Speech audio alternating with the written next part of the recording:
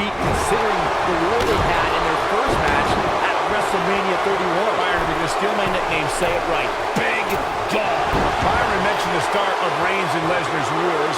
WrestleMania ended inconclusively with Seth Rollins cashing in Money in the Bank. But things got personal in 2018 as the two clashed again. You could tell Reigns was livid at Lesnar's schedule as Universal Champion, but Lesnar made sure the Big Dog was punished, ruling Reigns at WrestleMania, and then escaping with a controversial cage match win at the Greatest Royal Rumble.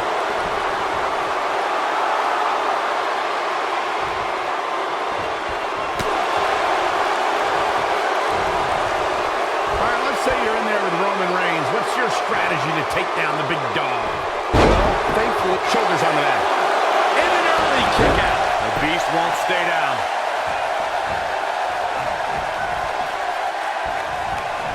You've got to believe this one's over.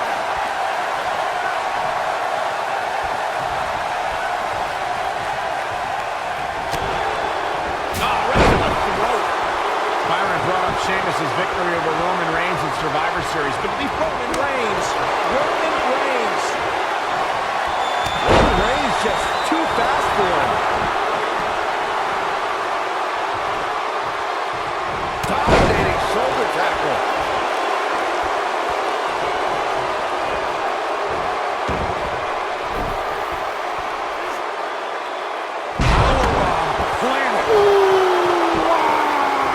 According to historians, the twisted metal that we see as part of steel cages today dates back 80 years.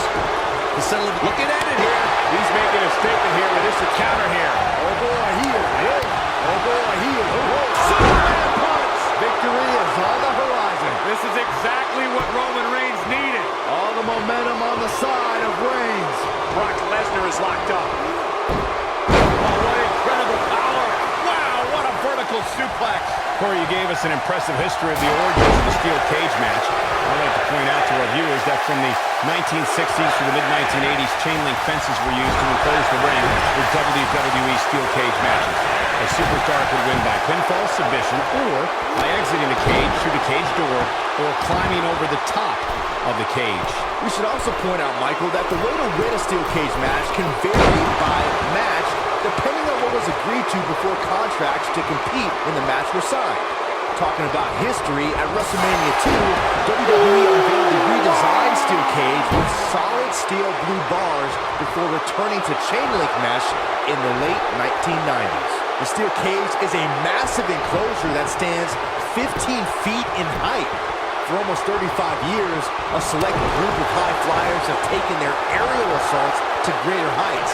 And when I say that, I mean superstars climb to the top of the steel cage, the real high in that district, and dive off onto their opponent. And that all started with one man in October of 1983. We have seen Superman punch.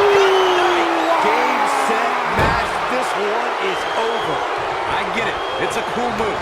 But again, really? To your point earlier, Byron, we've definitely seen some unbelievable attacks being launched from the top of the steel cage.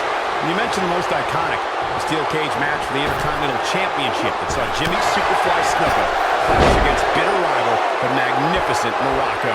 There's no denying that Superfly set the bar. You look over the years to people like Jeff and Matt Hardy, Eddie Guerrero, Kurt Angle, and Chris Jericho. They continued to push the envelope and executed unbelievable attacks from the top of the cage. And watch Rikishi take flight off the top of the steel cage. Wow. Though it wasn't mentioned early in his WWE career, Roman Reigns comes from a royal bloodline. Here he goes. Well, Roman first had dreams of dominating the gridiron after an incredible college career at Georgia Tech. Superman punch! Wow, I gotta say that I'm in shock. I really thought Lesnar would look better here tonight. That is a huge opportunity for Roman Reigns.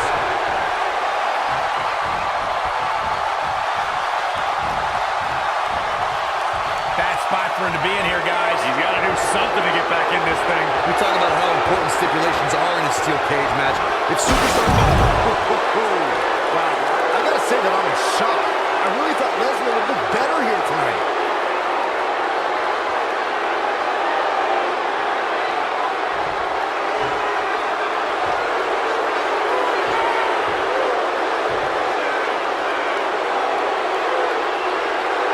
People have been wanting to see these guys go at it for a long time. And Reigns picks up the win!